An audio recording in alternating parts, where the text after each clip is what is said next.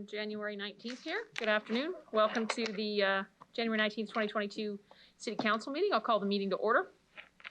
We acknowledge we are on the traditional lands of the Treaty 4 territory, a treaty signed with 35 First Nations across southern Saskatchewan, parts of Alberta and Manitoba, and the original lands of the Cree, Saulteaux, Dakota, Lakota, Nakota, and the homeland of the Métis Nation. To ensure social distancing measures are being met, members of council and city administration are attending the meeting today through video conferencing, other than those who are physically present. I'd like to remind those members who are attending through video conferencing of the following. Ensure your video camera and microphone are turned off. If a member of council wishes to speak, use the raise hand function to be placed in the speaking queue. And when speaking, remember to unmute your microphone and turn on your video camera. Votes will be conducted with a recorded vote. Please advise the city clerks if you're having any issues logging in to that system. Delegations will be attending the meeting today through teleconferencing to address council on various items on the agenda. Can I have someone move a motion to approve the agenda at the call of the chair? And I believe Councillor Zakidniak, you wanted to make the motion for approval. That's right. And sorry, can you hear me right now? We can, ma'am. Okay. And also the reason why is because I would like to withdraw my food security motion. And if I could say a couple sentences, very brief, about why, I'd appreciate that. Certainly, go ahead. Thank you. So since putting forward this motion, we have the Community Safety and Wellbeing Plan was presented and approved by council. I think that some of the components of that motion have the possibility of being addressed through the Community Safety and Wellbeing Plan and through work that administration is currently doing. So I'm willing to withdraw it and wait and see within the next few months what materializes from that work from administration and the community. Okay, thank you very much, Councillor Zakidniak. Can I get a seconder on the approval of the agenda by Councillor LeBlanc? Thank you. I'll call the questions. Any opposed? Seeing none, approved. Could I have someone then move a motion to approve the meeting minutes from City Council meetings held on December 8th and December 15th in 2021? Thank you, Councillor LeBlanc. Could I get a seconder? Second, Hawkins. Thank you, Councillor Hawkins. Just asking the question, anyone notice any errors or omissions? Hearing nothing, I'll call the question. Any opposed? So carried. Moving on, we're going to consider the bylaws that require a public hearing. I will turn it over to Deputy Mayor LeBlanc.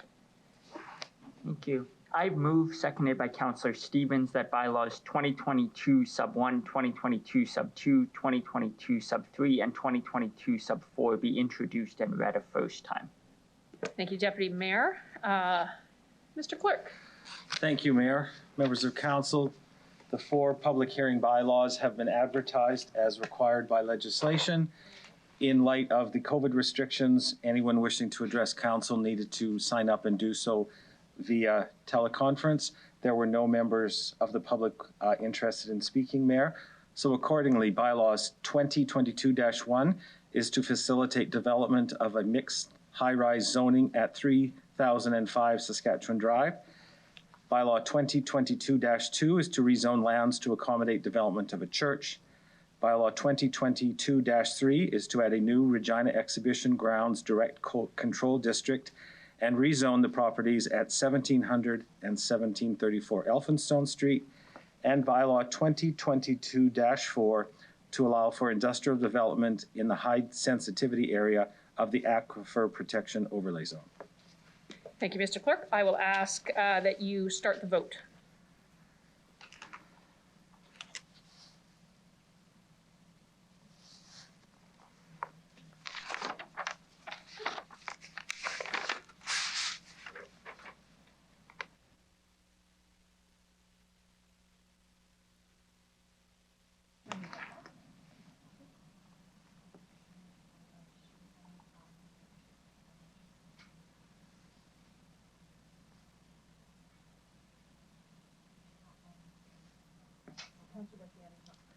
Okay, so ask her for her vote. Councillor Bresciani, are you on the call? How do we know that you're going to make? I believe she's having some technical issues. Okay. It's okay. All right. Just proceed with it, Amber. I just need the result. Mayor Masters' first reading is passed in a vote of 10-0. All members have voted in favor of the motion with the exception of Councillor Bresciani, who is away from the vote. Thank you, Mr. Clerk. Deputy Mayor LeBlanc, could you please do the second reading of the bylaw? Thank you. I move, seconded by Councillor Bresciani, You'll have to choose somebody else because Bresciani isn't technically voting right now. by Councillor Mole. I move, seconded by Councillor Mole, that bylaws 2022 sub 1, 2022 sub 2, 2022 sub 3, and 2022 sub 4 be read a second time. Thank you very much. Does any member of council have any questions? I can't see hands.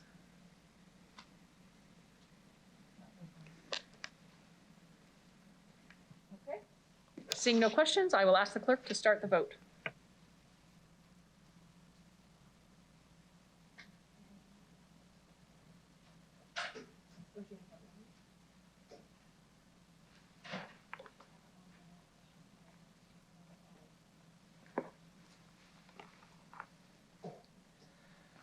Mayor Masters' second reading has passed with all members of council voting in favor with the exception of Councillor Bresciani, who is away from the vote. Thank you, Mr. Clerk. Deputy Mayor LeBlanc, could you please do the third reading consent for the bylaws? Thank you. I move, seconded by Councillor Fundura, that council hereby consents to bylaws 2022 sub 1, 2022 sub 2, 2022 sub 3, and 2022 sub 4 go into third reading at this meeting. Thank you very much, Deputy Mayor LeBlanc. Clerk, could I ask that you start the vote?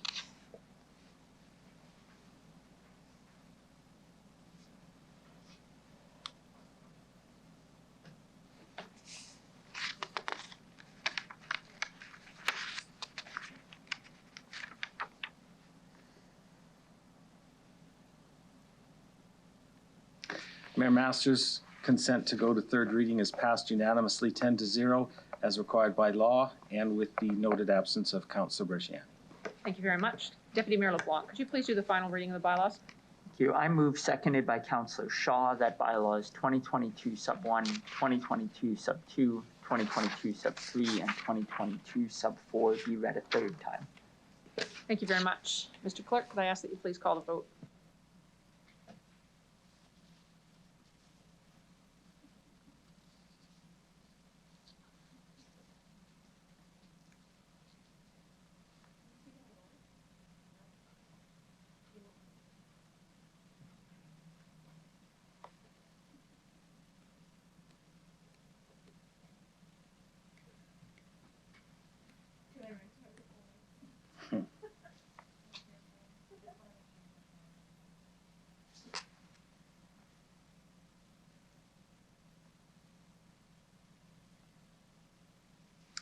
Mayor Masters' third reading has passed in a vote of 10-0. Again, all members voting in favor with the exception of Councillor Bresciani, who is absent from the vote.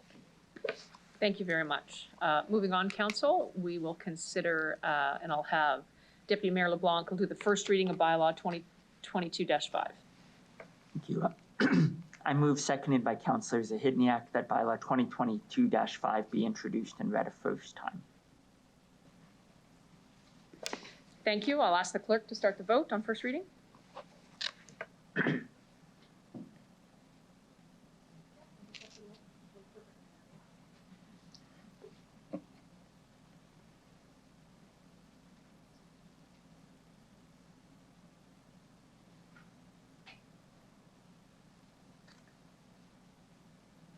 Mayor Masters' first reading has passed in a vote of 10-0. Thank you, Clerk. Deputy Mayor, could you please do the second reading of the bylaw? Thank you. I move, seconded by Councillor Mancinelli, that bylaw 2022-5 be read a second time.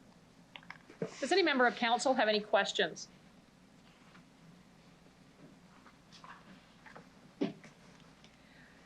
Seeing none, I'll ask the clerk to start the vote.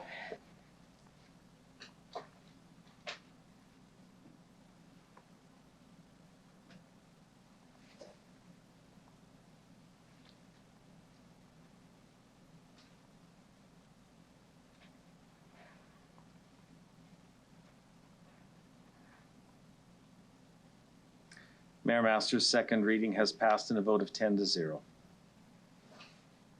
Thank you, Mr. Clerk. Deputy Mayor, could I ask that you please do the third reading of consent for the bylaw? I moved, seconded by Councillor Mole, that council hereby consents to bylaw 2022-5 going to third reading at this meeting. Thank you. I'll ask the clerk to start the vote.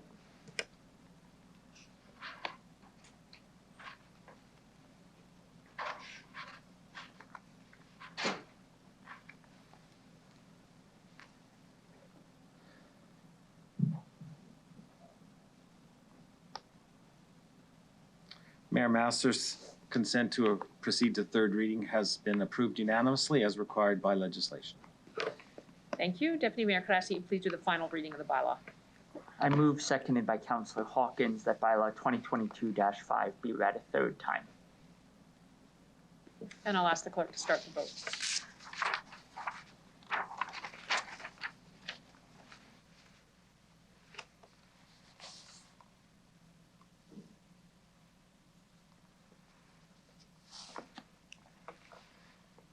Mayor Masters' third reading has passed 10-0.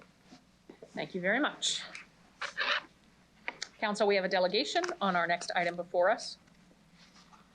Next item for consideration is a discretionary use application on 1909 Ottawa Street.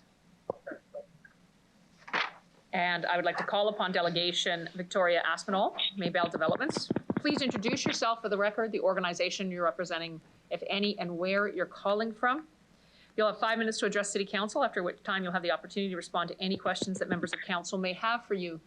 Good afternoon. Hello. Can you hear me? We can, ma'am. Please proceed. Okay, thank you. My name is Victoria Aspinall. I am the board president of Maybell Development. Maybell is a small local charity. We focus on empowering the vulnerable in our community to become who God has created them to be. And before you today is our project, Lilium Village. Lilium Village is a housing development which will provide supportive housing to 12 single mothers and their children. The housing will consist of 6 side-by-side duplexes, with each unit having 3 bedrooms.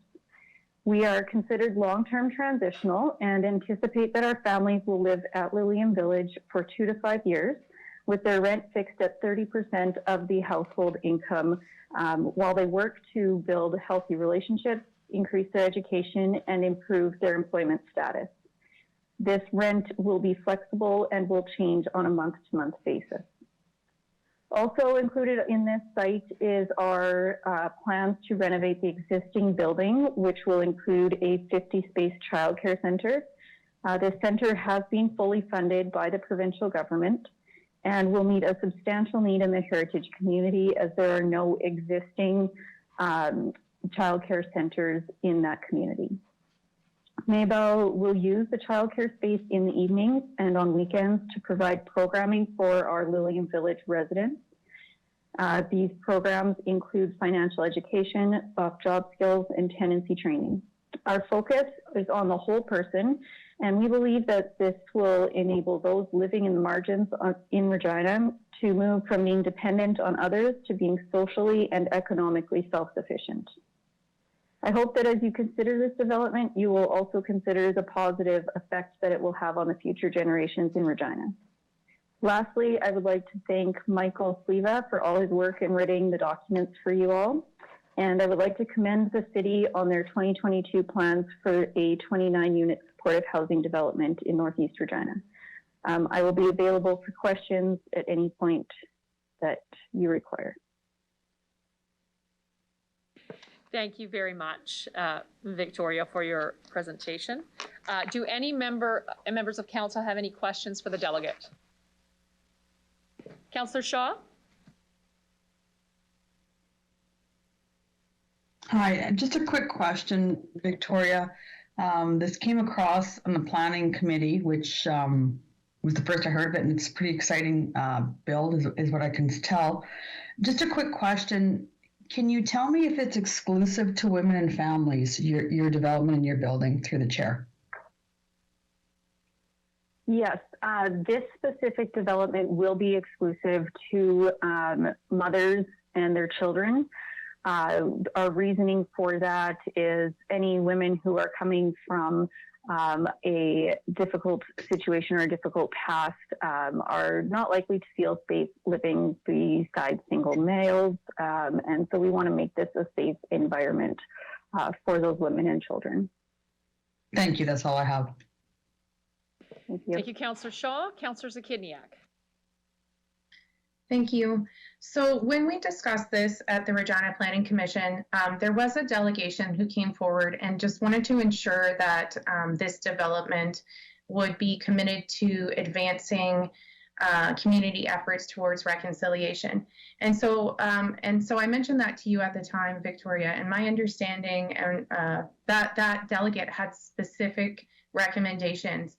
And I just wanted it on the record that my understanding is that you were favorable to those recommendations, which was cultural competency and awareness training for employees, and also working with an Indigenous organization to ensure that this is being framed with a focus on reconciliation. Does that capture your recollection of that conversation?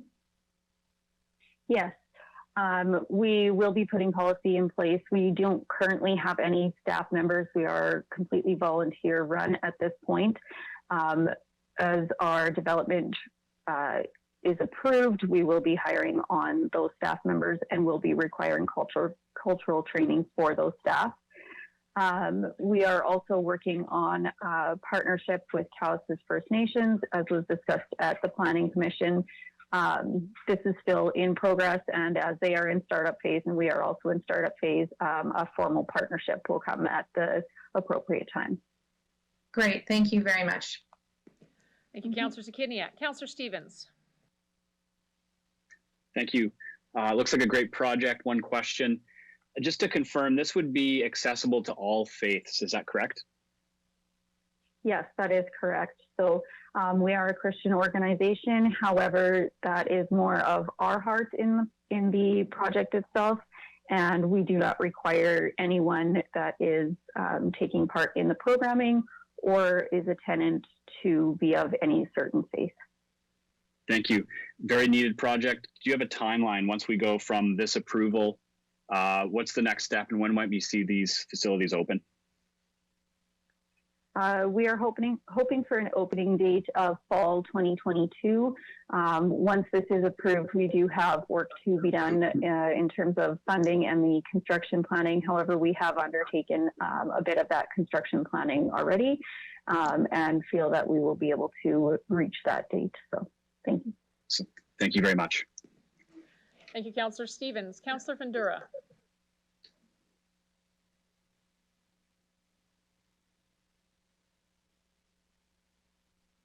Councillor Fundura, are you available to unmute your phone?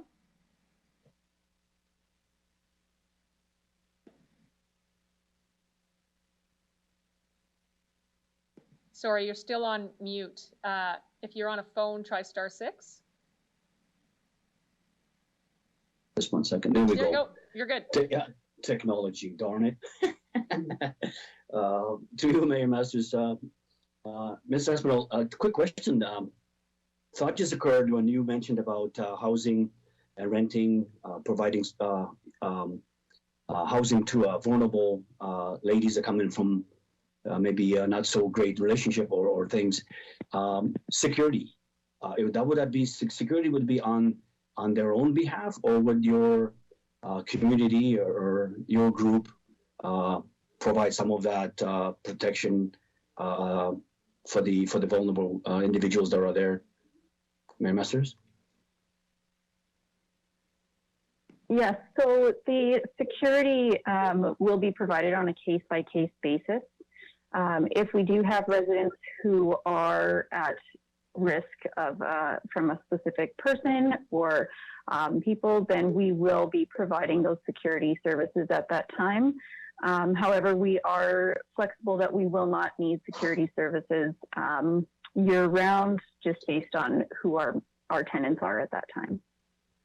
Great. Thank you very much for that. Thank you. Thank you. Thank you, Councillor Fundura. I see no further questions from council. And I'll thank you very much for your presentation this afternoon, Victoria Aspinall, and ask that you please leave the meeting now. All right, thank you.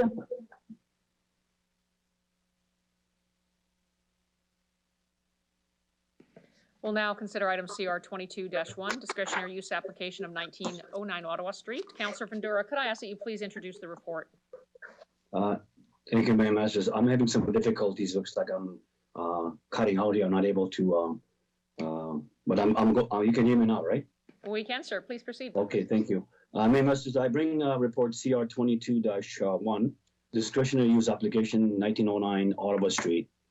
Regional Planning Commission recommends that City Council approve the discretionary use application for the proposed development of buildings, planned group, and institutional daycare located at 1909 Ottawa Street. Mayor Master, can I get a second there, please?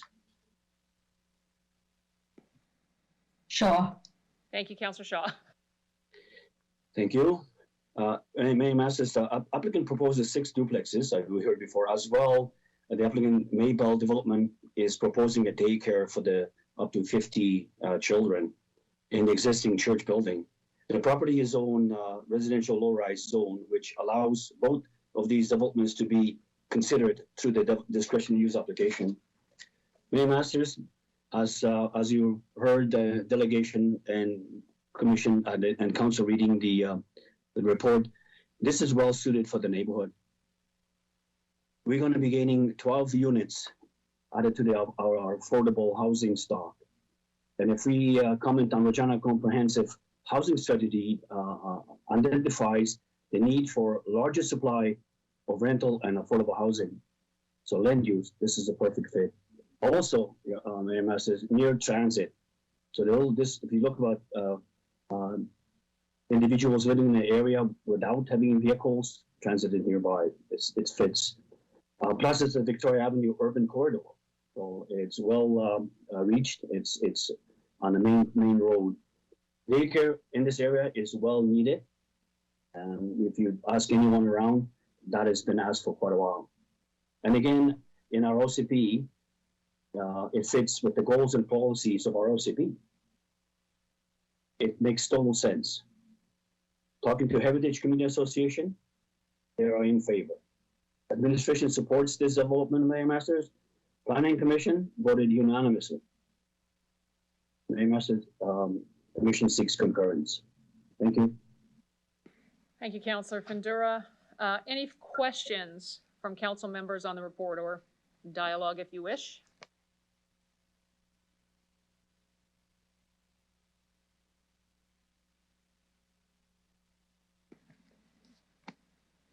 Seeing none, I will ask the clerk to start the vote. Mayor, can I finish? Oh, Can I apologize. You want to close off? Well, yeah, sometimes I do, sometimes I don't. Well, it's good to keep me guessing, Councillor Fundura. There you go, perfect. Just the one comment is about the Lutheran Church. The comments are made at the Planning Commission. This is a well established cooperation. Churches and groups are slowing down. Folks needing help with keeping certain things going, and this will help the church to stay alive for the community, for the congregation. It's a well-fit stuff, so it helps more than just one thing. So it's a huge add to not just with the 12 units, but what's happening in the area for the church itself. And then the area is an empty parking lot that's been sitting there for a long time. This is a very welcome, and it's a timely, and it's needed. Again, thank you for the time. We're looking forward, and I'm totally in favor of this. Thank you. Thank you, Councillor Ventura. City Clerk, can I have you please call the vote?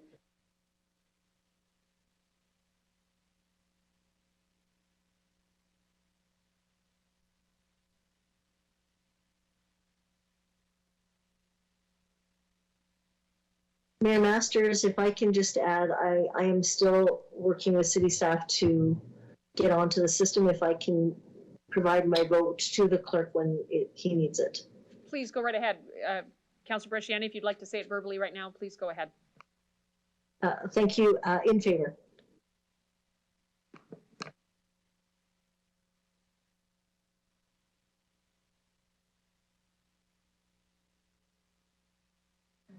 Mayor Masters, the report is passed unanimously 11-0 with all members voting in favor.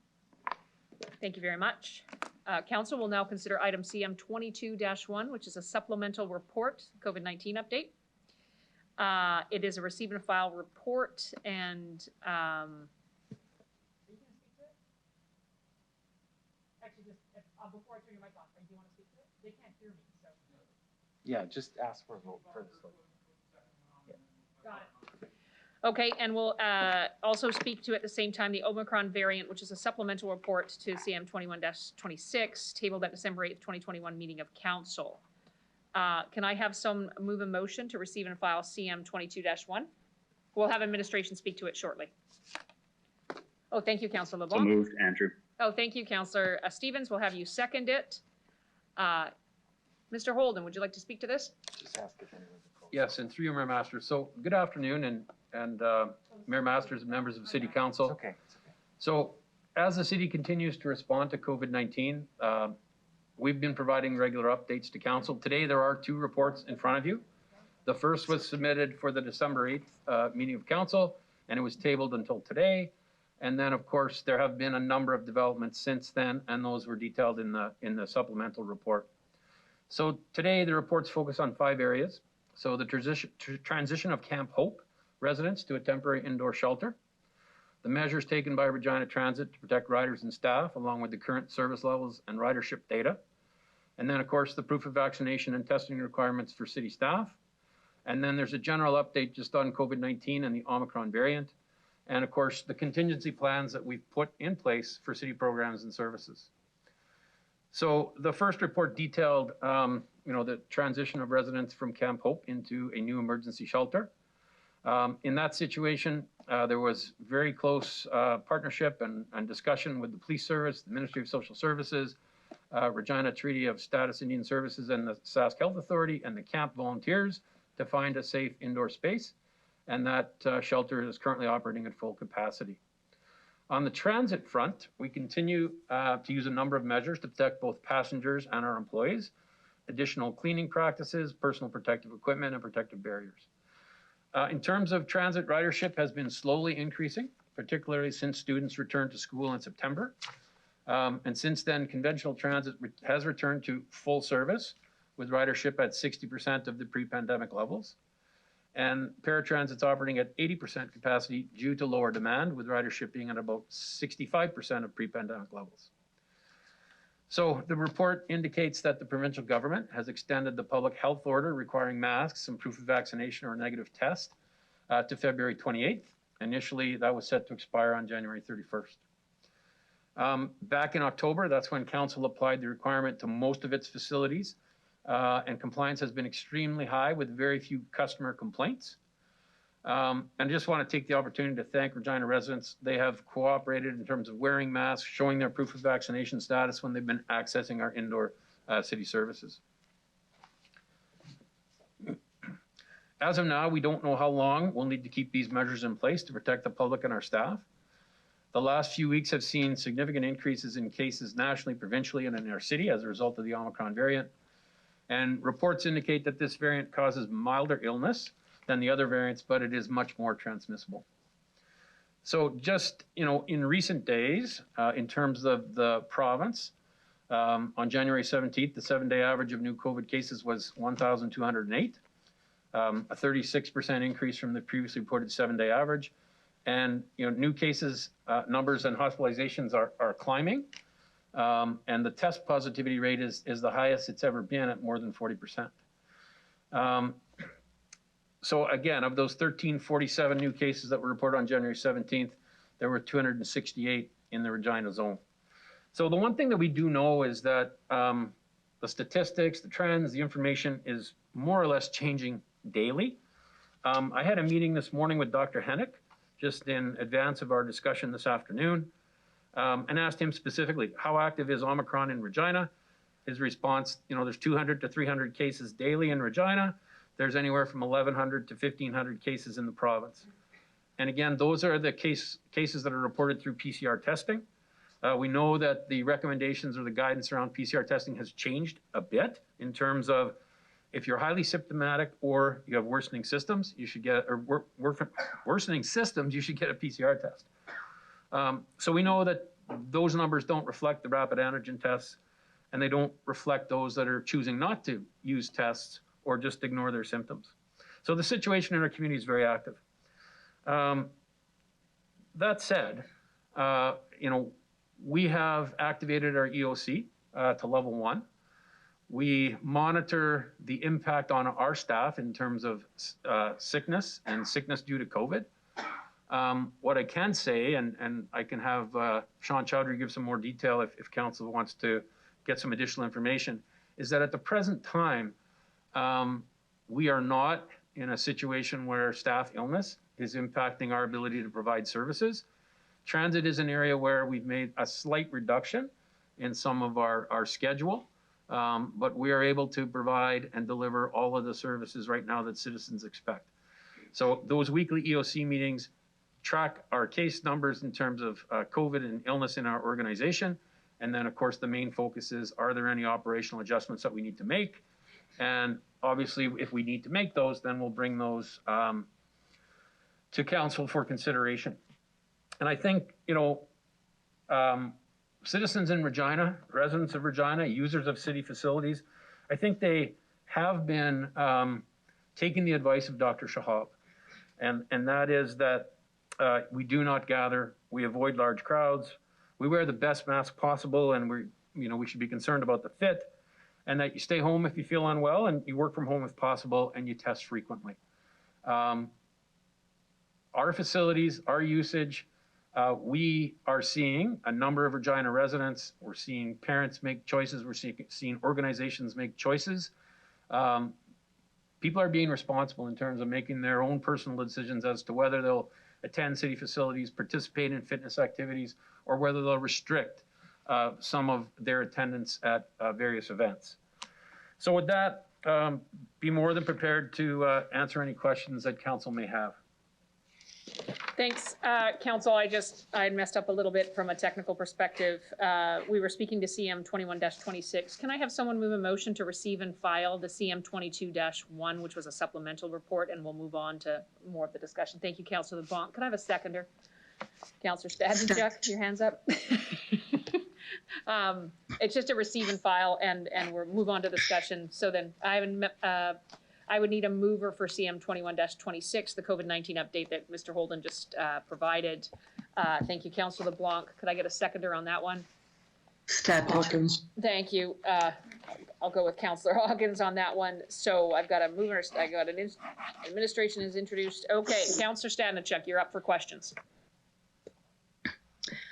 Thank you, Mayor Masters. So my question is regarding the recreation facilities and whether or not there's a lower attendance for the recreation facilities in the last week or two since this has happened, since the Omicron variant has intensified. So thank you, Mayor Masters, and thanks for the question, Councillor Stadnicek. Kind of anticipated that would get asked, so I'm going to have Ms. Shaley, our Director of Parks, Culture, and Rec Services respond to that. Through you, Mayor Masters. So right now, overall, our participation levels in our leisure centers are at about 60% of pre-COVID participation numbers. We've really seen some fairly significant fluctuation in participation over the last few years. As public health restrictions have changed, participation numbers have as well. After we implemented the proof of vaccination or negative COVID test requirement, our numbers started to go up.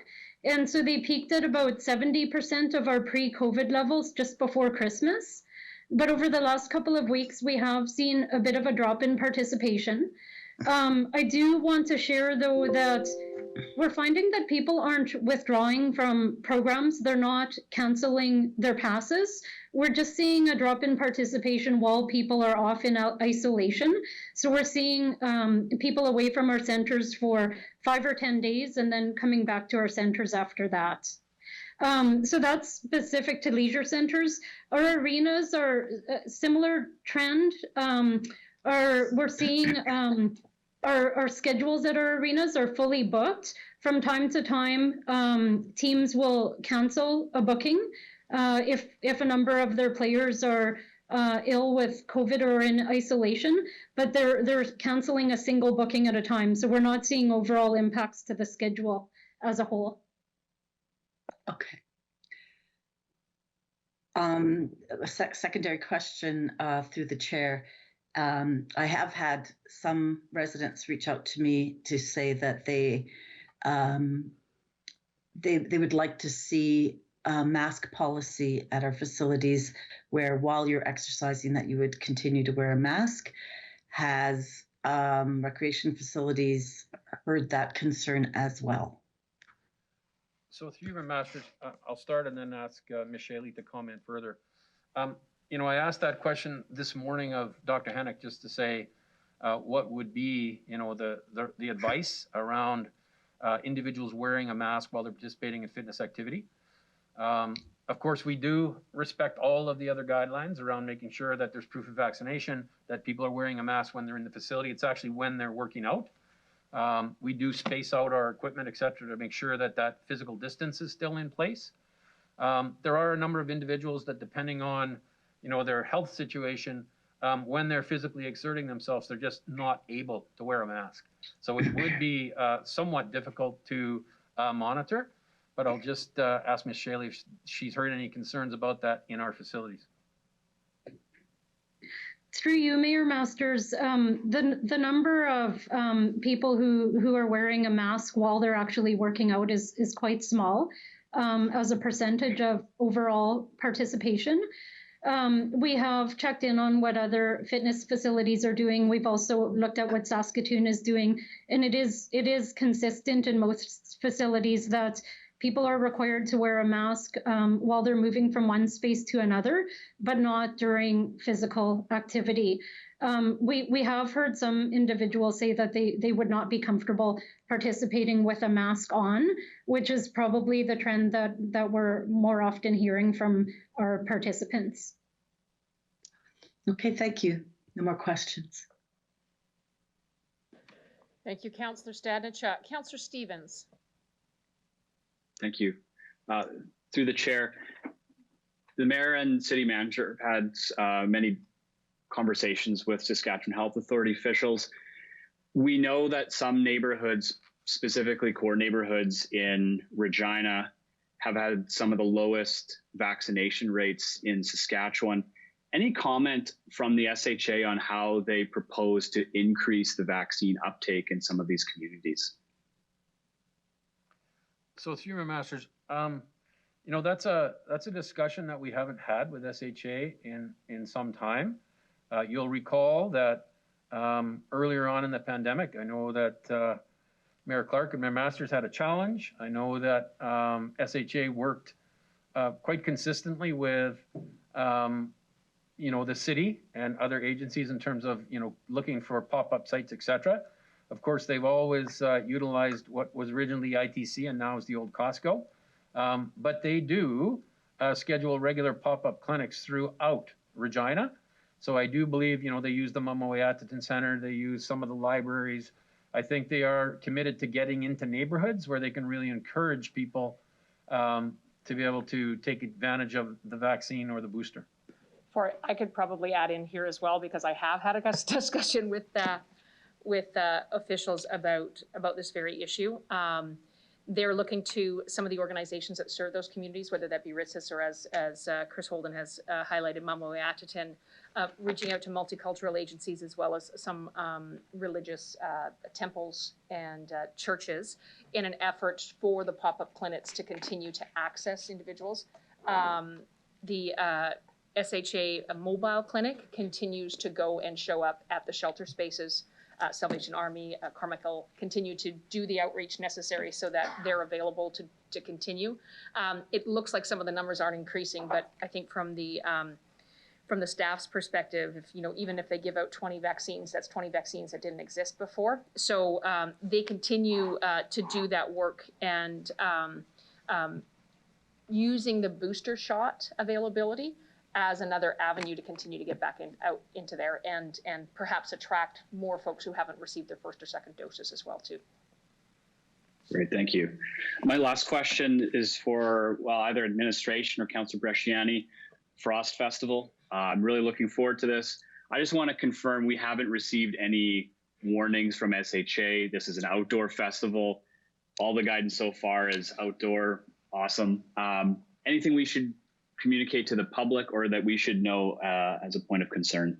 Councillor Stevens, I'll go, I think, before Chris Holden goes. I did have a conversation with the province about this. We have, as you know, our regular City Mayor's Caucus meetings with health and government relations and the public safety personnel.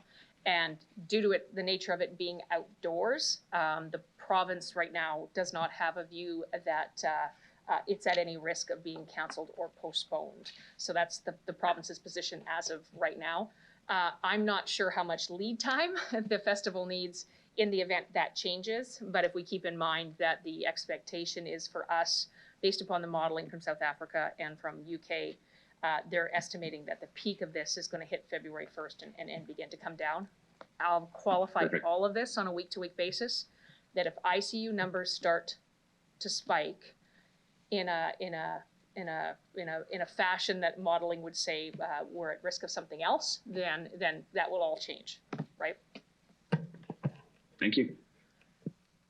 The only thing I would add is that just in conversation with Tim Reed and Councillor Bresciani, who are the co-chairs, there is regular interaction and discussion between the business response team with the province.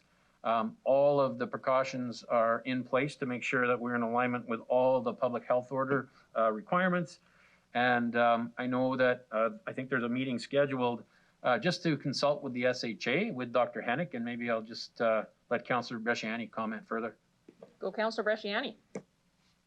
Thank you, Mr. Holden. Yes, you are accurate. Tomorrow morning we will be meeting with SHA, with Tim Reed, and just to discuss kind of the updates and kind of just to have a conversation, as well as Mayor Masters has indicated that I know that we have met with the business response team, keeping up to date with all of those conversations and keeping the lines of communication open. It is our hope that we can move forward with this event. We know that for many, many people, this event has created some hope. And again, I think the key piece here is that the majority of this event is outdoors. And so that is another piece to this this festival. So, but we will be in conversations again, like I've indicated, tomorrow, just to have another conversation with SHA to have a conversation if there's any other concerns that they would have. Thank you, Councillor Bresciani. Councillor Zakidniak. Thank you. So I appreciate the update from administration, and some of the questions from councillors already covered some additional questions I had. I just wanted to note that I've received feedback from folks that they are feeling, excuse me, that they aren't getting critical information related to COVID in general, and that there is conflicting information given to the public from different sources. Prior to this meeting, I was considering whether we need additional municipal restrictions, but I don't have the expertise. I don't have a medical background to try and even know what those might be if we did need them. For that reason, I have an undertaking that I'd like to suggest. I think it's an undertaking. We'll see if it needs to be an amendment. But my undertaking is that in collaboration with health officials, that city administration provide council with updates at least weekly, or briefing opportunities regarding COVID. Additionally, that a COVID update would be provided for the public at all council meetings while we are in the midst of high COVID uncertainty and case numbers in the community. So for clarity's sake, the potential undertaking is at least weekly updates in some format to council, and at all council meetings during this time of high numbers and uncertainty in the community. Is that an undertaking? That would have to be a vote of council, number one, but number two, let's have, we track those numbers daily, and insofar as the information, the internet is a grand thing. The Saskatchewan Health Authority is the leading authority for information on COVID and updates. If we could steer public anywhere, it would be to go to that website. In terms of a weekly COVID update, Mr. Holden, your thoughts on that in terms of just a briefing?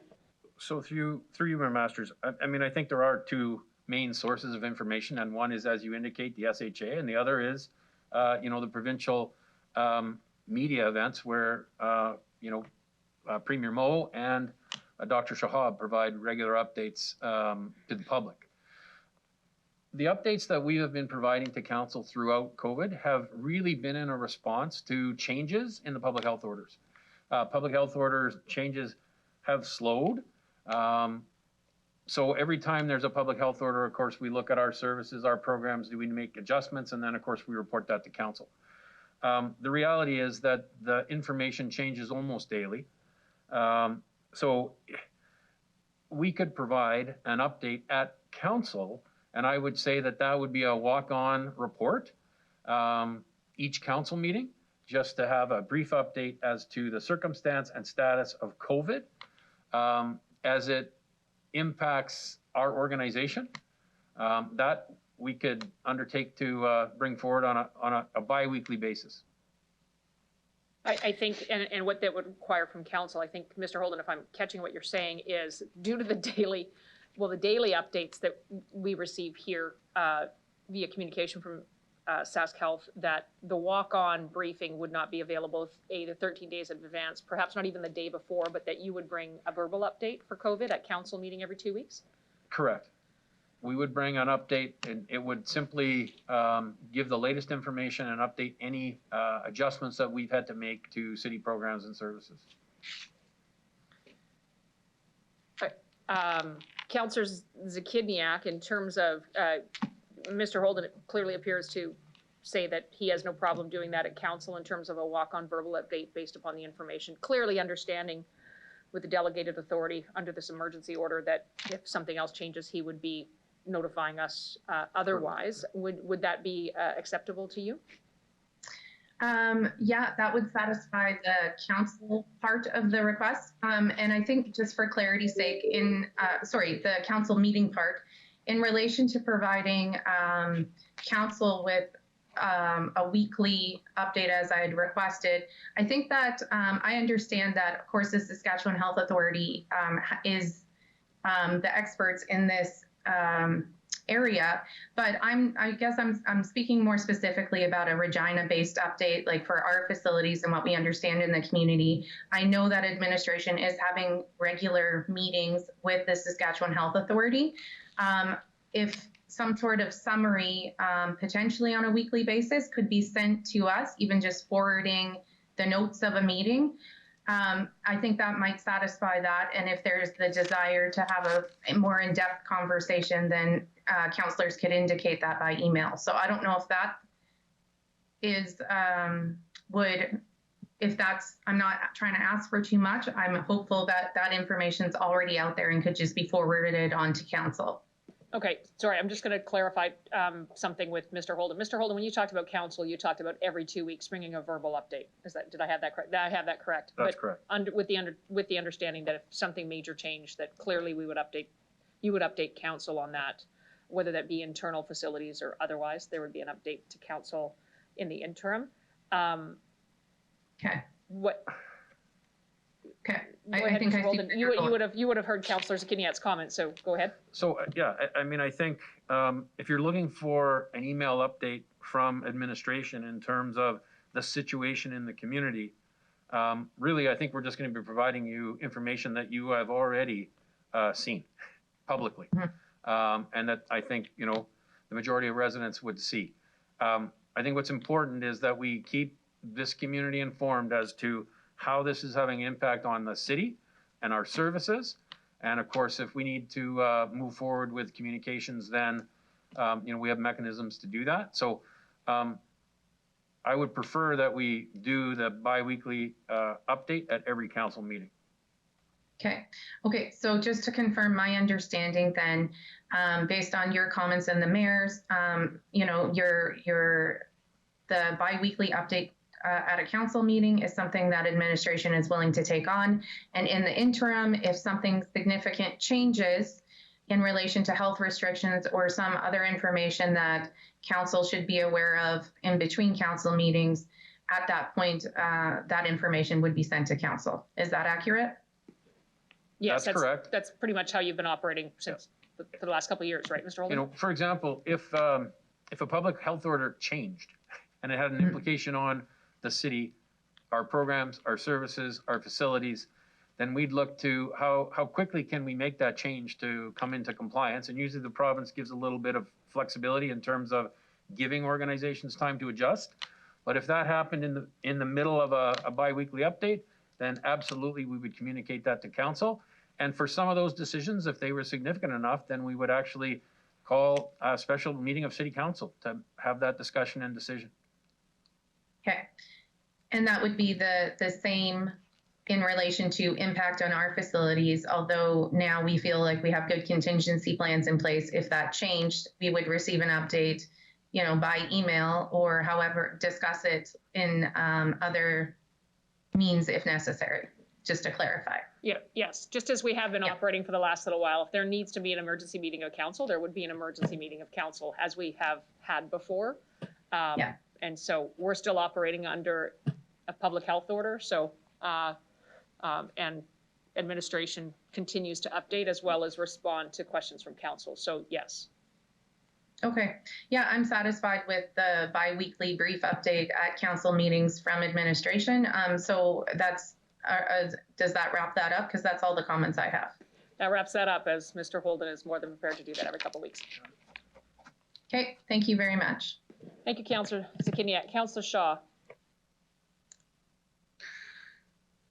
I just wanted to add, in light of what Councillor Zakiniak had brought up, I'd like to thank administration. Since I've become councillor, we have had constant updates from you guys, and I want to thank you guys for being so diligent to let us know what we can communicate to our residents. So just wanted to add that in there to you in case you felt like maybe you weren't doing what you should be doing. Thank you. Thank you, Councillor Shaw. I'll have Mr. Holden speak next. So thank you, Mayor Masters. So just one comment that I missed in my introduction is, if residents of Regina are out at the Costco site, either getting a PCR test or getting a vaccine, they might see a firefighter in uniform. So I mentioned that, there are a number of organizations, businesses that are experiencing challenges around COVID and the number of COVID cases and impacts on the status in terms of their employees being off. So the Health Authority has requested to the city that we provide some assistance at that site in terms of testing and vaccination. So we've entered into an agreement with the SHA.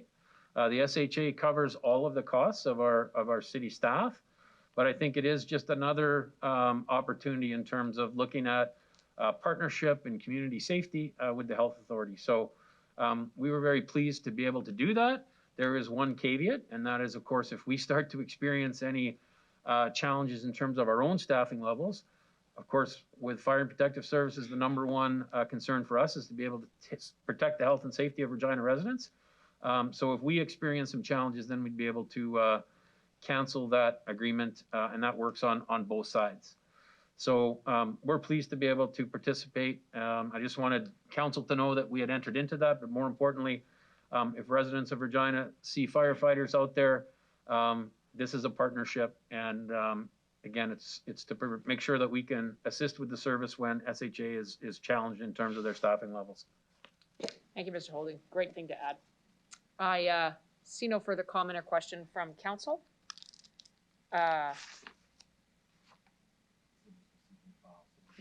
okay, it's a receive and file. So could I just ask if anyone is opposed to receiving and filing the information? Hearing none, Received and filed. We are now going to move on to committee reports. We'll consider item CR 22-2, the process for appointment of auditors. Councillor LeBlanc, could I please ask that you introduce the report? Oh, sorry. Absolutely. So we had a fulsome discussion about this at council. I think there was, at executive committee. There was largely two sets of questions, both based around the proposed evaluation team. So the first one, I think, essentially was, is there sufficient independence from the city on that team? I think Mr. Lacey answered that persuasively, yes. And then the second large question was, ought Mr. Lacey to be on that team to ensure there's enough competence? And I think Mr. Lacey again indicated, yes, there's experienced people on it. There wasn't many other questions about the proposal, and so I think executive committee was comfortable and proposes it to council. Thank you.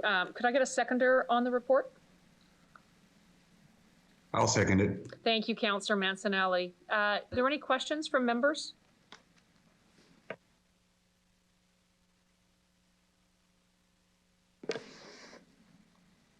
Seeing none, I would just add to your comments, Councillor LeBlanc, that I thought Michelle Schmallenberg's answers relative to some of those questions were very well done. I'll switch it to you if you'd like to close it off the debate. You're good? Okay.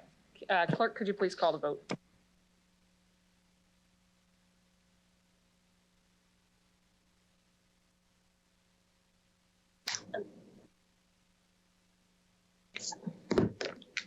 Councillor Bresciani, did you want us to give us your recorded vote on this? Yes, in favor. Thank you.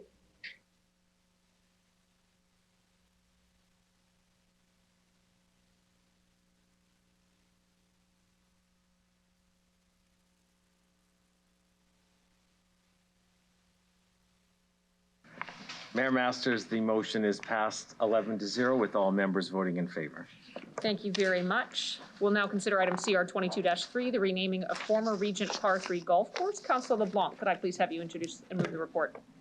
Thank you. Yeah, so this discussion in executive committee, my sense was everybody agreed with the main thrust of it, which was let's select an Indigenous name for this park.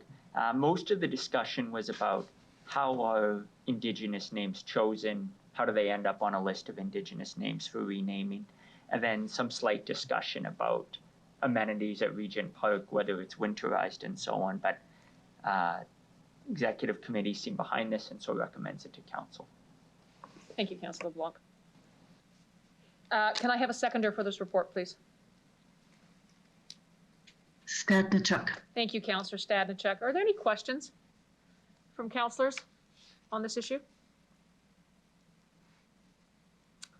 Hearing none, I'll have the city clerk call the vote. And Councillor Bresciani, at any time, please record your verbal vote.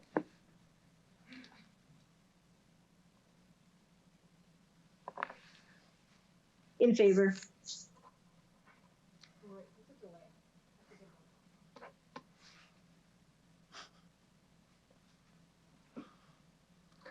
Mayor Masters, the motion passes 11-0 with all members voting in favor. Thank you very much. Council will be moving on to consider item CR 22-4, sponsorship, naming rights, and advertising policy update. Councillor LeBlanc, could I ask that you please introduce the report? Thank you. So this report at executive committee and here was largely in the nature of a receive and file. So I think questions directed at Ms. Folk, the head of this in our department, was largely how are we doing in terms of projected cash from this sort of program? Seemed like it's going well with the notable bump from the Canadian Tire Jumpstart Playground, which we're very thankful for. And then some discussion, I think, about anticipated future sponsorship and highlighted that some of these relationships that might lead to sponsorship take a while to develop, and we're going to see some of the good actions bear fruit in coming years. So executive committee recommends it to council as a receive and file type.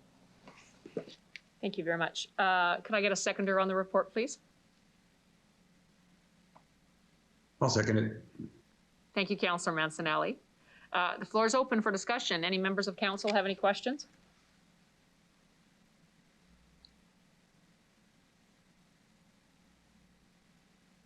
Thank you, Councillor Mancinelli. Not a question. I just wanted to second a statement by the other councillor. Thank you to Canadian Tire for that Jumpstart facility. It was a great donation to our community, and I just wanted to reference it one more time because they deserve it. Thank you, Councillor Mancinelli. Bernie, Mayor Masters, I do have a question. Please go ahead. Thank you. Sorry, staff are still working on my system, so I can't connect to the voting, but I do, I just want to ask a question for clarity. So will we have a report come back to council in the next year as to kind of how much is kind of relationships? Because I've heard that this is about building relationships, and how how the decisions we made to maybe designate 2 certain projects. Is there a policy around that, or how is that going to work in the next steps? Through the chair. Thank you, Councillor Bresciani. You're answering, Mr. Holt? Okay. Through you, Mayor Masters. I'm going to ask Ms. Swenson, who the sponsorship, naming rights, and advertising fits within her department. So she's our Director of Communications and Engagement. So Ms. Swenson, who's online, will provide some comment. Thanks. Through you, Mayor Masters, the policy does have several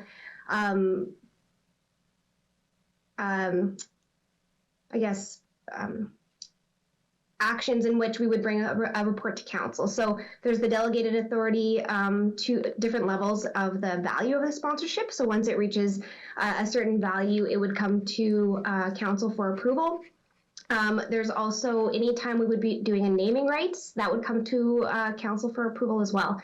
So through that, we would be providing updates on the status of relationship building, prospects, sales, when we bring those reports forward. At this point, we do not have a yearly report that would be coming forward, but we would be providing those updates through those actions.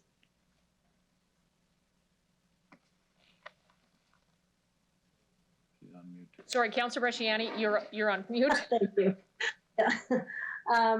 Sorry, if I could just ask, I would appreciate, at least because we're just in the beginning stages, a report to come back in a year to see kind of how we've done with building relationships, looking at kind of ways, the dollar amount that we've, come up with. I mean, we were lucky to have that Canadian Tire one that was, a huge donation, but I think it's worthwhile to have just an update to council. It can even be in a memo format, but I would appreciate that so we can understand to see actually how we're doing, because I think as we've got many businesses coming here, the timing is key. So I would appreciate an update on that if that's an undertaking that can be done.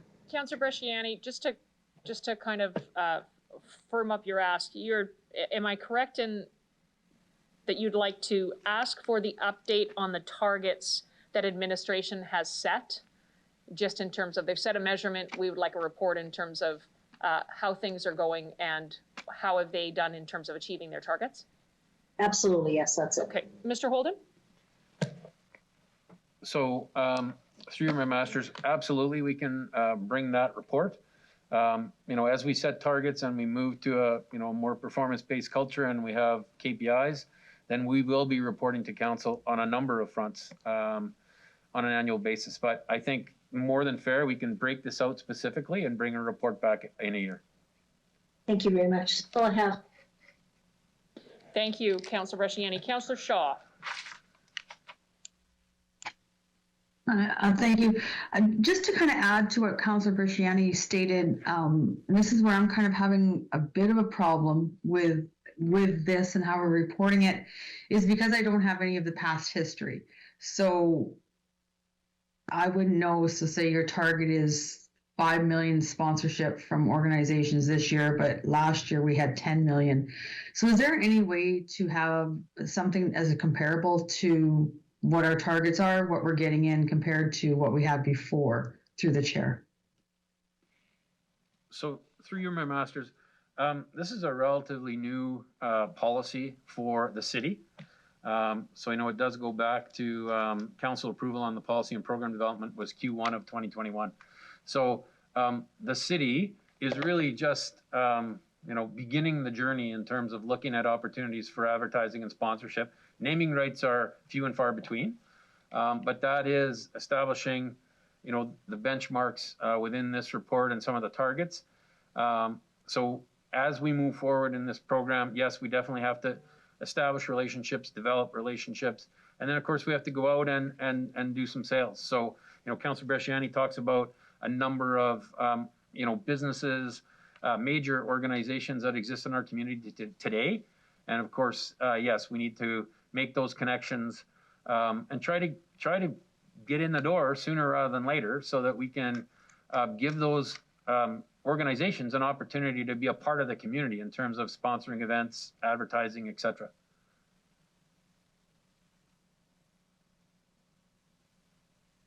Councillor Shaw? Oh, sorry, I just wasn't sure if there's anyone else going to talk. So am I correct in knowing, in hearing, so this wasn't done before? I'm just trying to figure out this. So before, so say 2019, you didn't have a quota as to what you're going to bring in for any type of sponsoring. Am I correct in that through the chair? So through you, my masters, municipalities getting into advertising and sponsorship and naming rights, it's something that it's not always easy for a municipality to move into that area. So we know that when we had some initial conversations, we were questioned by a number of entities within the city. Oh, if the city's going to start to get into advertising and sponsorships, that's going to take away from some of the nonprofits. So we've been quite cautious in terms of advancing this. This really was a part of an alternate revenue discussion with council for a number of years. Does council want to move in this direction? Do you want to start putting names on assets? Do you want to start accepting sponsorship? And of course, there's some decisions, and that's why the policy suggests, there are names that are put on facilities, there streets, parks, facilities, etc. Sometimes those are names in terms of recognition of people that have made significant contributions to our community. You slowly move away from that and say, much like private enterprise, much like some other cities that have been doing this a bit longer than us, a name goes on something and it doesn't go on in perpetuity. It goes on for 5 years, it goes on for 10 years. And of course, there's the different levels of sponsorship. So yes, this program is really in its infancy, and we did not do it before, other than, sponsorship around very specific programs or initiatives. But to start to look at our facilities and look at sponsorship and advertising, that's a new opportunity for us. And it's an opportunity we should absolutely be pursuing, because it is another opportunity for revenue that we didn't have before. Okay, thank you for that, Chris. Thank you, Councillor Shaw. I see no other questions from council. Councillor LeBlanc, did you want to close off debate? You're good? Then I'll ask city clerks, could you please call the vote?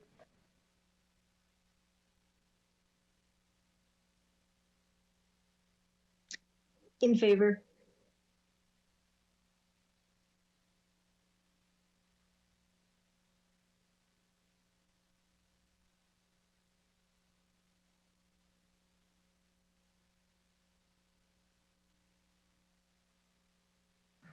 Mayor Masters, the motion is passed 11-0 with all members voting in favor. Thank you very much, City Clerk.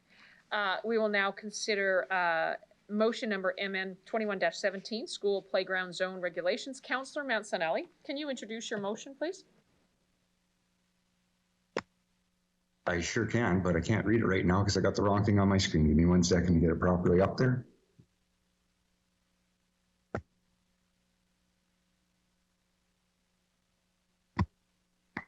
Okay, whereas effective rules on safety and traffic control are the responsibility of the city of Regina, whereas the safety of our children is always a primary concern, whereas morning commutes are overly congested and affected by a 7-8 start time of the school zone playground area regulations, and whereas school zones and playground areas are seldom in use prior to 8 a.m. Oh, I see why.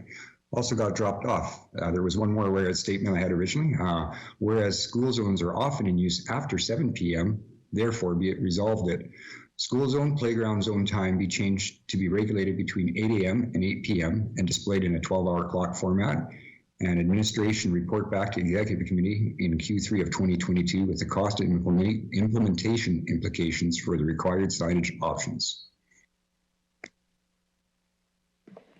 Thank you, Councilor Mancinelli. Before I'll have you speak to it in terms of your rationale for the motion, can I have someone from council second the motion? Stevens. Thank you, Councillor Stevens. Councillor Mancinelli, you want to? Yeah, I can take it from there. Thank you very much. Through the chair, originally being part of council when the school zone change and playground changes first came in effect, and the conversation that was around that change, much was discussed about the days of the week we would apply it to and the speed within the zone. There was lots of data from Transport Canada and other municipalities on why it was a rational decision to make. And we argued it for quite some time. And I think because of that, it kind of escaped us about the 7 a.m. to 7 p.m. start time. In the meeting, it was proposed almost like it was something easy to remember, 7 to 7, 7 days a week. But there was really no rationale or proof behind the 7 a.m. to 7 p.m. time. Right after the meeting, I had many residents reach out to me, pointing out the effect on both the safety of the playground and school areas in the evening when children are still playing on them after 7 p.m., and as well how it was going to affect the morning commutes. I attempted to make a change the very next council meeting, but needed a unanimous decision to revisit a decision of council and missed it by 1 vote. That change went into effect, and it led up to a couple of years of a pandemic and a election, a lot of other things. I did tell people I was going to step back in and try to change this to be more effective and a more logical rule to follow for the citizens of Regina. I really wanted to concentrate more on the safety aspect first. I know when it went through the media, everything was about the commute time, but looking at how the playgrounds and school zones are used at night, yeah, there's often soccer, baseball, football practices. That's when the kids are playing on these areas, and that's when we do need to have the safety. So it's ineffective for the safety of when it's being used primarily. And as for the mornings, I think that's self-explanatory. If you live in the northwest corner and have to drive through Riffle and Winston Knoll and watch how people react to the zone and what happens, it creates for a lot of unnecessary, unusual driving circumstances that really don't need to be there at that time. And I think that, quality of life counts for something too. So I brought these changes, as I said I was going to, and that's what I'm presenting for some cooperation through council. One more change that I wanted to bring forward from the school safety report was for vertical infrastructure within school zones, meaning things like light posts, signposts, curbs would be painted and marked so people were aware they were within a zone. I noticed in our last budget that administration adapted a Vision Zero to be implemented, which really aligns with this thinking already. With that in mind, I let that drop off the motion as well. I thought administration was moving that matter. They didn't need the hand council to push it, so I was more than happy to let them take that and go with it. That's what I give to you to discuss and debate and hopefully pass. Thank you, Councillor Mancinelli. Opening up the floor, Councillor Stevens. Thank you. Through the chair, absolutely support the extension of the 30 kilometers into the evening. The time change and the speeds, my understanding, started when Councillor O'Donnell received complaints about parents getting into fistfights over parking around schools. That spiraled into a very comprehensive report about safety generally around school zones. Speed was part of it. My request to administration, when the report comes back, if this passes in Q3, could you include in that report the kinds of investments that the city has made beyond the signage to school safety? In other words, how have we advanced that report? Is that something that I can ask, and is it possible?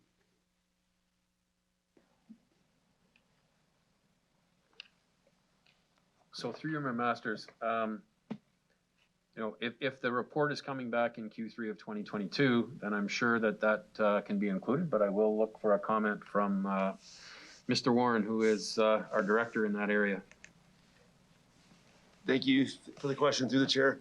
That would absolutely be something that we could provide. In fact, through the 2019 school zone changes, we have undertaken to facilitate many additional enhancements around the crosswalks, lighting, rapid beacon flashing lights, things like that, as we continue to analyze those school zones and really focus on pedestrian safety. I would also maybe turn this over to our Manager of Traffic Engineering, Carolyn Kleem, to speak a little bit more about the further enhancements that we have made in the school zones over the last couple of years.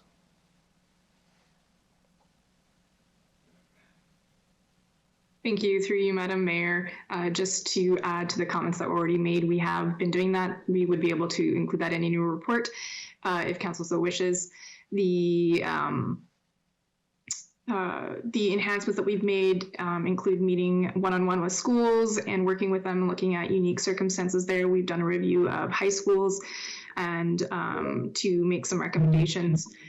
We have looked at each PED crossing in corridors, and through our Vision Zero program that's coming out, we're going to be able to tie together some more infrastructure projects, hopefully to enhance pedestrian safety, as well as hopefully a focus on some educational campaigns. Wonderful. So it sounds like this report can actually be a longer list of investments that council will have an option of spending money on in the next budget cycle. So I'm certainly in support of this. Thank you. Thank you, Councillor Stevens. Councillor Shaw.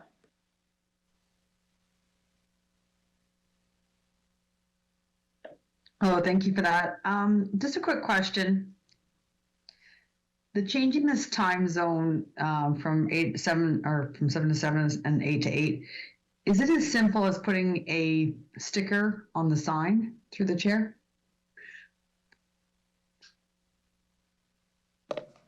So through you, Mayor Masters, I'll start, and then I'm going to have Mr. Warren speak to it. So yes, one would think that it would be as simple as that. You know, the application of a sticker, it probably doesn't have the longevity that a replacement of a sign would be. And I know that that is something that Mr. Warren and his team looked at, so I'll let him just provide the detail. We do have some costing around those two options. Thank you for the question, through the chair. So administration took a look at the cost of replacing all of the signs in the city. There's approximately 770 signs that we have in place for the school and playground zones. To replace those signs with new signs with possible new dates would be, or sorry, with new times would be approximately $172,000. And that largely is made up of labor and materials to do the actual, take down the old signs, put up the new signs. When it comes to the potential of adding a sticker, there are circumstances in the past where we have had to use a sticker for a short-term temporary change or enhancement to a sign. However, it isn't best practice to use a strip or a sticker over top of an existing sign. The new sticker would potentially be a different material or different color than the current sign. It may also deteriorate at a different rate, could create some contrast and take away from the kind of the different components of the signage. And that in some cases we've seen where a sticker, the material behind the sticker may show through, so creating some inconsistencies. So administration would recommend that if the signage were to be replaced, that we would replace the entire sign. And with a sticker, there would still be the significant labor costs to do that work. So the savings would be there a little bit, but there'd still be some significant cost to it.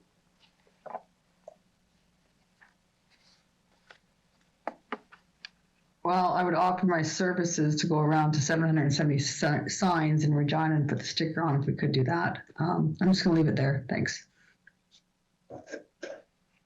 Thank you, Councillor Shaw. Councillor Bresciani.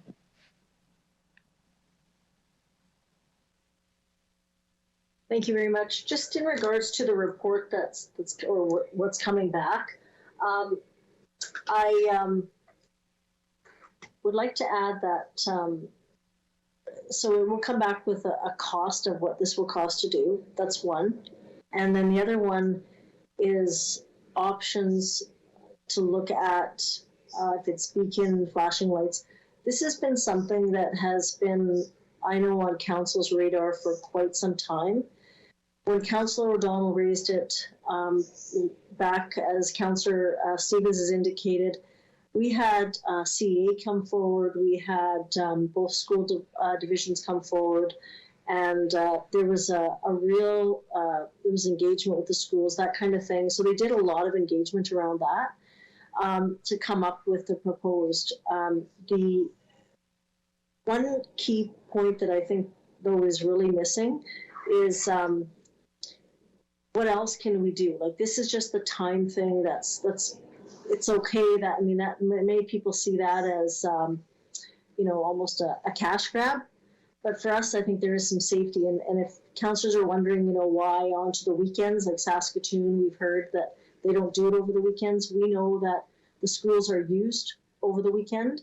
And we know that there's like basketball, I mean, maybe now not with COVID, but I mean, usually these schools are being used during the weekend. I did speak with one individual from the school division, and they've indicated also that parks are sometimes adjacent close to the roadways. So that's another concern as well. So I guess the question I do have, and I just want to make sure that I'm clear, is that with the Vision Zero and the continuing requesting of looking at beacon flashing lights that show your speed, other centers have done it. I've sent information to city staff many times to look at it, especially on school zones that are on arterial roadways.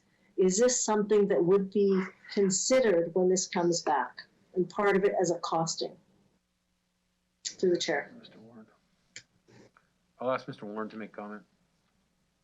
Thank you, through the chair. The way that the motion as presented, the administration would typically not be reporting on additional funding opportunities unless requested from council.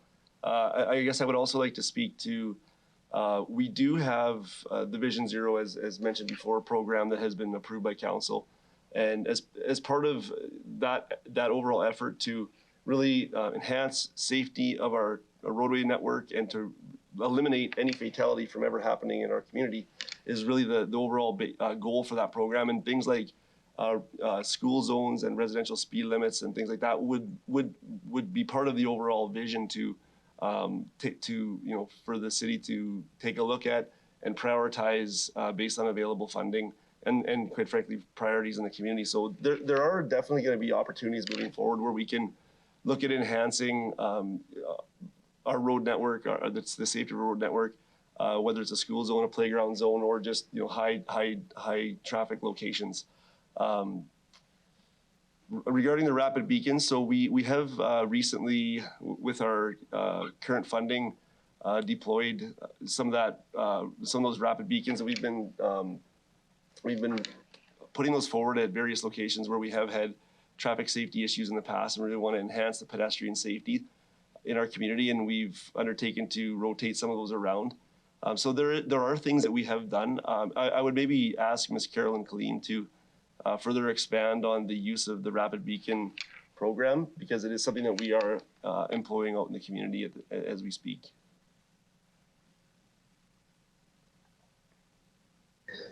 Through you, Madam Mayor, the rapid beacons are a mechanism that has the rectangular flashing beacons. They don't show a amber light, they show a white light, and they flash a little bit more quickly near a what is traditionally just a pedestrian crossing sign. Those are ones that we can kind of use to bridge the gap between just a regular pedestrian crossing sign and the overhead flashing beacons that most people call a pet crosswalk. And so those are what we've kind of been rolling out. We've got a few more applications on our first initial pilot project with them. We weren't happy with the technology. We've found some technology that's working a little bit better for us, and we'll have opportunities to roll that out to more locations that kind of meet that interim warrant for some sort of enhanced treatment. I think the other technology that we've been rotating through that Mr. Warren referenced would be with respect to speed warnings, where we've got people that are exceeding speeds and we kind of flash their speed at them so they need to slow down. Through the Vision Zero, I think we'll have some more opportunities as well to try out some new types of infrastructure, including, you know, warning signage in school zones or playground zones, et cetera, that have some electrical components to it instead of just the static signs. hopefully that answers the question, but if I missed part of that, please let me know. Thank you for that. So I've seen that, when I've traveled, and I think even in Emerald Park and all that, just they have these that are solar, so there'd be you don't have to hook up to anything. They're just a solar, and they actually just show you the speed they're traveling at. The other question I have, and I just want to know, so is the Vision Zero, when is that report coming then back to council, just so I'm clear? Ms. Kalim, would you like to answer that? Thank you. With the council's approval of this program, we will be getting some consulting services and beginning that program. We expect to have some information back to council in 2022, likely Q3 or Q4. And right now we've got some other information that's due back. So we are just deciding if it's going to be one report or two report, and then we will finalize the dates. I might ask Mr. Warren to add any comments if he has any more certainty on a date.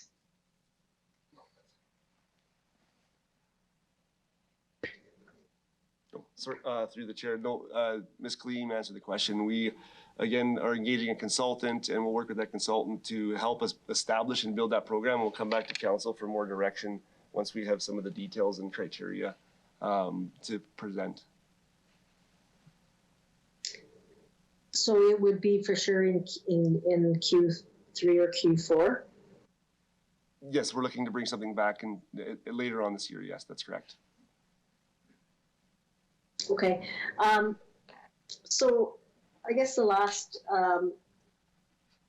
if it's already coming back, I would ask that if there's any chance, if the work gets done, if it could come close to this, we're talking about the same thing. We're talking about school safety. It would make a lot of sense, and it's easier for council.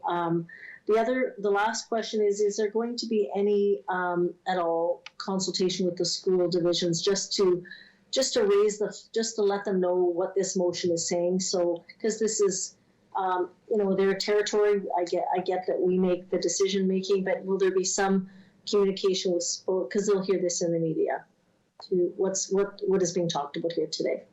Mr. Warren?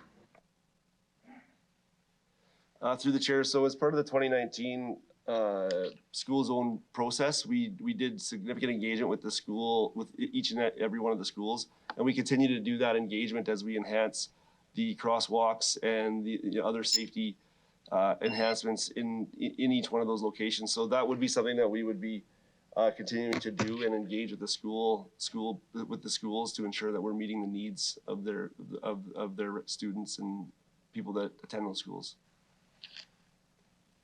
Okay, I guess my point is that obviously through the media today, they're going to hear that this was discussed. And I think just, again, out of good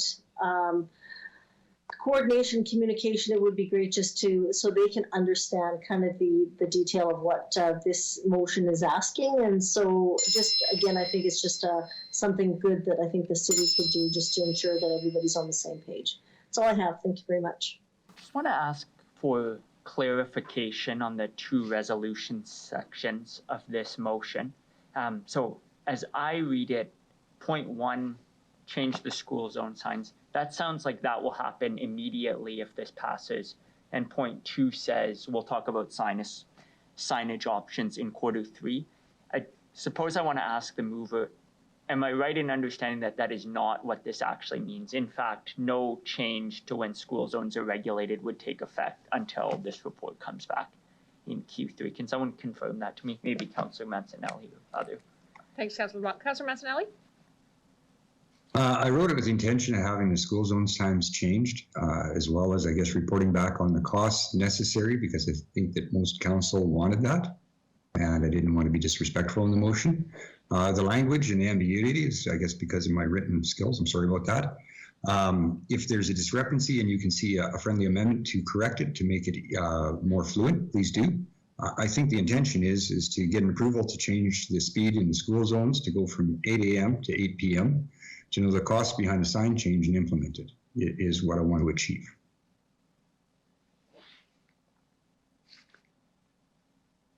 Thank you. Sorry, Councillor Mancinelli, I may not have heard right. So if this passes today, your understanding is as soon as we pass a bylaw derived from number 1, school zones would be 8 to 8, and we would later address the signage in Q3. Is that accurate? You know what, if that's the way it reads legally and that's how you're perceiving it by what's written, it's not what I would want to agree to. That would be very confusing to people. I think the signage has to change and the law change for the progression of things to move properly. If you've spotted an error there you want to fix, please do. I think the intention of what I want is clear in the meeting, and I think administration is understanding that. If they're not, please speak up. And yeah. How's No, that? I appreciate that. And just looking around the room, it seems like that's administration's understanding. So. So through your Mayor Masters, as I look at the motion, the first, be it resolved, is that we change from 8 to 8, and it's in a 12-hour clock format. The second is that we bring a report back in Q3 of 2022 with the cost and the implementation implications of the signage options. I'm not sure if 2 is specific to the 8 to 8, but what I might suggest, if council wants to pursue this, is that we already have work in our work plan around Vision Zero. We'll be bringing a report later this year. You know, to Councillor Bisciani's point, we have a traffic advisory committee. It has representatives from the school boards. It has the police service. It has SGI. It has CAA. Those groups were all involved in the conversation when the 7 to 7 365 was put in place. So if council directed the administration, we would bring a report when we bring the Vision Zero, and in that we would bring some recommendations or options for council to consider in terms of changing the time for school zones. It differs from community to community. My understanding through Mr. Warren is that there really isn't a consistent recommendation within Canada. It's really about making sure that there's no confusion in your own community and that signage is consistent. So obviously Ms. Kaleem can speak further to that, but you know, we had 7 to 7, we changed all the signs. Now there's a recommendation of 8 to 8, and you know, respectfully, if council decides to go down that path, but it may make sense for us to take a look at that in terms of Vision Zero and provide some options when we bring that report as to what the school limit should be, the speed limit should be, and potentially in parks and in school zones. Thank you, Mr. Holden. I'm just gonna, Mr. City Clerk, would you like to speak to the motion itself? Thank you, Mayor Masters. I respectfully will remind members of council, it's not for me to enter into this or to influence you. What I want to say is that my understanding of the motion as written would be that 2 and 1 were absolutely linked together. It would be very unusual for a change to be made and then 2 or 3 quarters later for you to get a report on the cost, because the cost may be the factor that some members would want to consider. However, based on what Councillor Mancinelli is saying, and as he is the mover of the agenda, what I would suggest is he could consider 2 minor tweaks to this if that's what he wanted to do. With respect to recommendation number 1, I would suggest the insertion of the word immediately. So it would read that school zone, playground zone times be changed immediately to be regulated between, if that's what he wanted to do. And secondly, that the second resolution would say that administration report back to executive committee in Q3 of 2022 with the associated cost and implementation details. Implication is suggesting that you haven't yet made a decision. So that would be my comment, Mayor. Thank you, Mr. Clerk. Mr. LeBlanc, Councillor LeBlanc, it's back at you. Or Councillor Mancinelli, if you wanted to speak to that, that's fine too. I was going to speak to it for a second. I did not want to add immediately. The way the clerk read through it matches up. And once again, sorry for my poor written skills.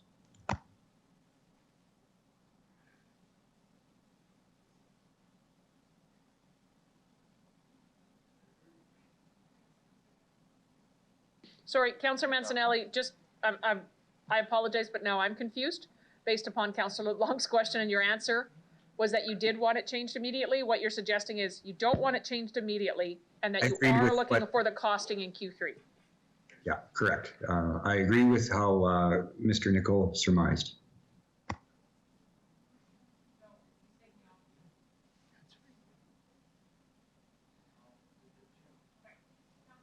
Councilor LeBlanc, does that clear it up for you, using the word loosely?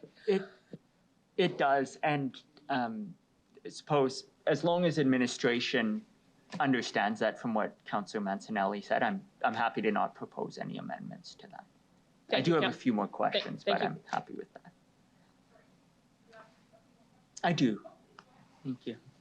Maybe to administration, just generally, is there data that school zones, lower speed limits in school zones and playgrounds make children safer? Is that's a point that there's data on, and we can sort of proceed on that assumption? Is that fair to say? So through your masters, so this was the debate that occurred when we made the change from 7 to 7. So I would ask Ms. Colleen to make comment in that regard.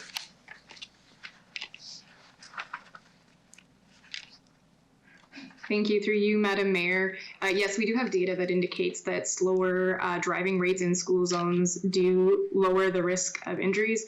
In fact, at 30 kilometers an hour, the survival rate of a collision with a pedestrian is over 90%, compared to 50 kilometers an hour, which would be the speed when a school zone is not present or school zones are not enforced, is as low as 20% with a pedestrian collision. That was the driving factor in the change from our 40 kilometer an hour school zones to 30 kilometer hours school zones.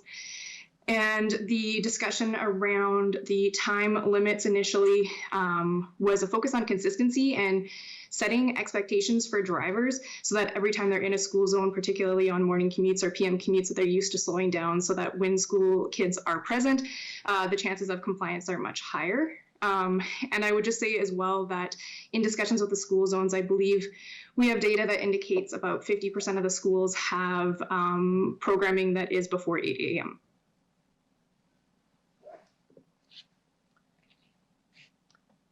Thank you. And just picking up on the last comment, which I heard you to say 50% of schools in the city have programming before 8 a.m. Can administration at this point provide any insight as to the hours that schools or school playgrounds and playgrounds generally are frequently used throughout the year? Or is that the sort of thing you need more research on and might come back in the report?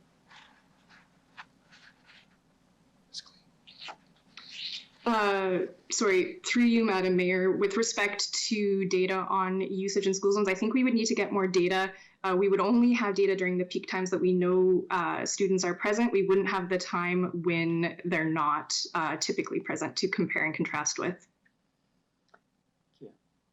And I suppose I'm going to make what I'll frame as an undertaking, request for undertaking. So with respect to point 2, my request is that in drafting the report, administration also consider the wisdom of moving to school zones being in effect 24/7, 365, and include analysis of that in the recommendations to come back, or the report rather to come back. And I suppose I would ask for an undertaking to include that within the report.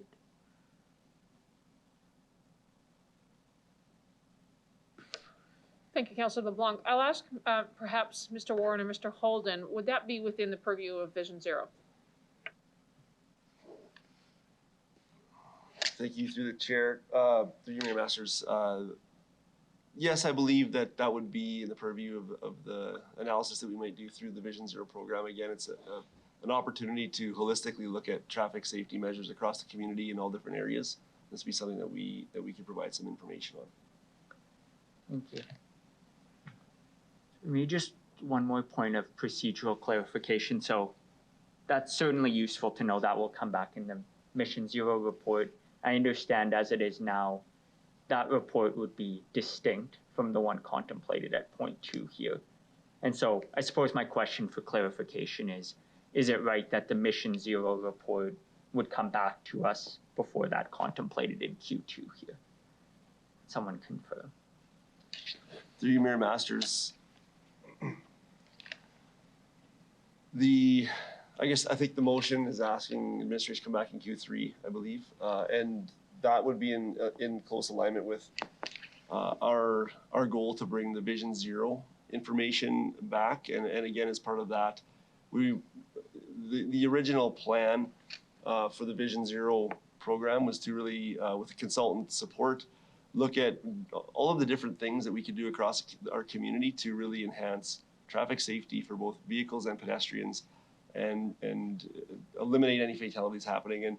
And with that program, look at building some criteria or creating priorities on how we want to address that, understanding that we likely can't do everything all at once. So as part of that, the school zones and playground zones would have been part of that overall analysis, and possibly even come with some recommendations on what we might want to do with some of that Vision Zero funding. So I think administration would prefer that if these, they could be two separate reports, but they could come at the same time, and they would possibly be in some alignment to ensure that we're not taking action in advance of maybe some other actions that council might want to proceed with. Thank you. Suppose, Madam Mayor, I am going to move an amendment, and I might need Mr. Clerk's help with this, which is I would propose an amendment to point 2 should indicate administration includes assessment of the cost and implementation for the required signage options discussed in point 1 as part of a broader report assessing Mission Zero for Q3 of 2022.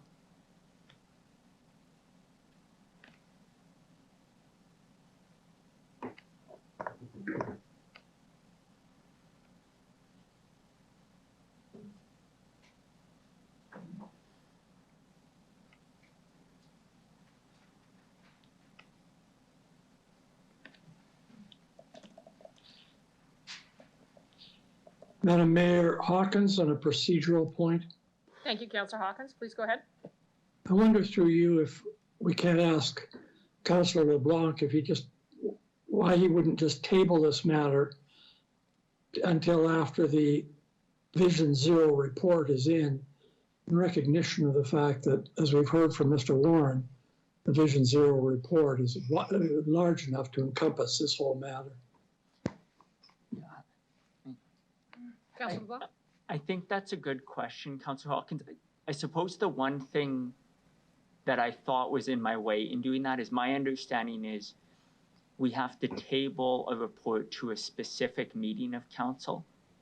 And if we don't yet know what specific meeting the Mission Zero report will come to, then I don't know which meeting to table this report to. But for that concern, I agree.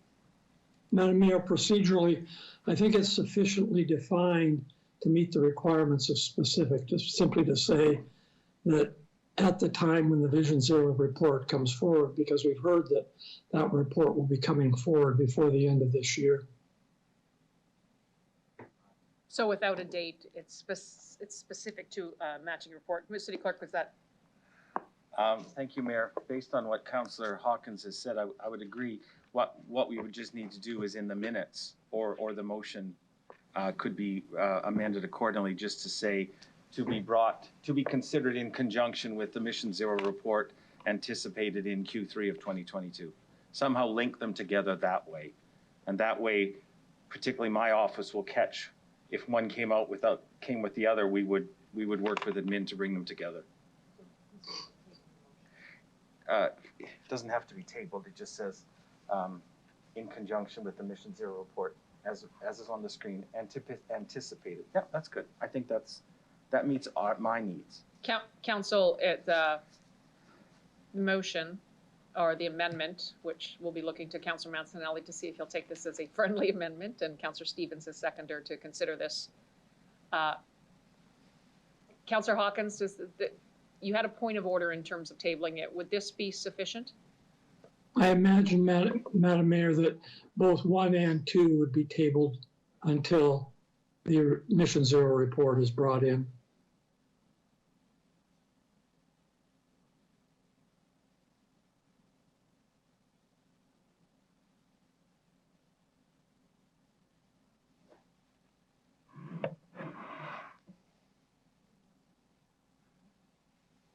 Councillor Hawkins, City Clerk is suggesting that there's no tabling required based upon how it's written here, just that if council were to vote on this, that this would go forward and these reports would come back in conjunction with Mr. Zero report. But you're suggesting it should be a tabling of this motion?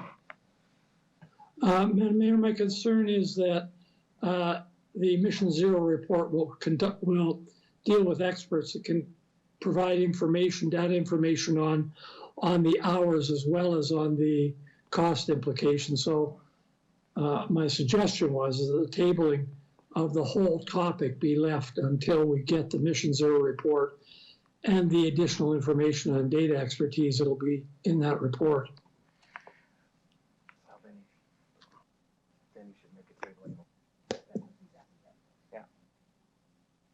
Councillor Blanc, I think what Councillor Hawkins is asking you to make a tabling motion, as you heard, to Q3 of 2022 when the Mission Zero report comes forward.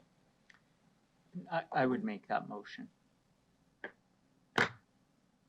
We'll need a seconder on a tabling motion.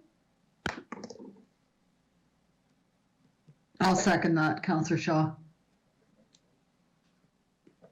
Thank you, Councillor Shaw. As a seconder, there's no debate on a tabling motion. I'll ask City Clerk to call the vote on tabling this motion until the Vision Zero report comes forward in Q3 of 2022.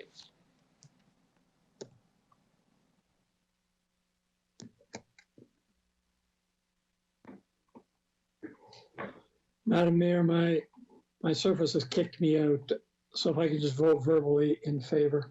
Thank you, sir. Councillor Bresciani? In favor.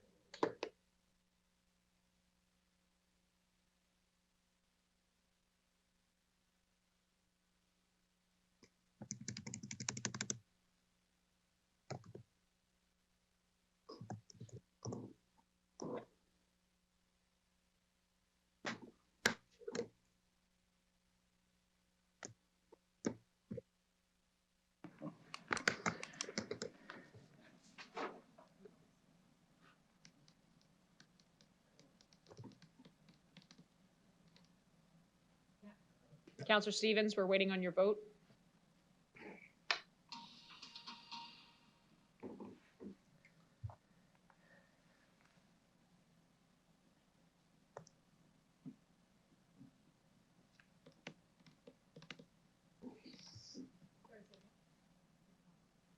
Councillor Stevens, You can't hear anything.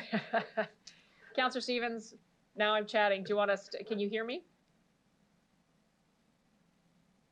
Okay, one moment, please. Yeah, we'll wait.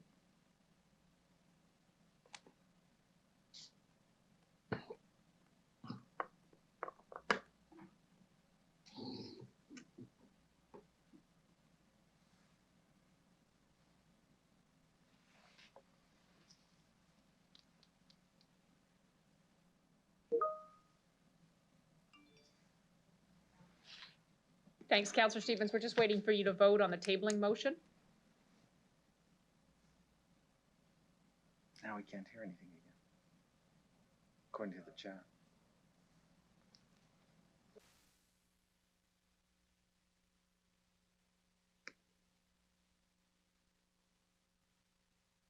Got it working.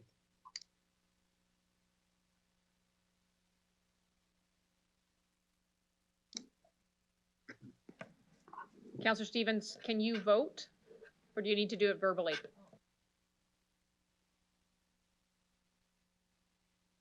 I just submitted my vote. Excellent, thank you. Mayor Masters, the vote to table this is passed unanimously 11-0. Thank you very much. Mr. Clerk. Council, I believe what's up next on the agenda then would be, can I get a motion to adjourn? So moved, Hawkins. Thank you, Councillor Hawkins. Can I get a seconder? Councillor LeBlanc, thank you very much. Any opposed? You'll need to speak up. I can't see you right now. Okay, none opposed. So adjourned.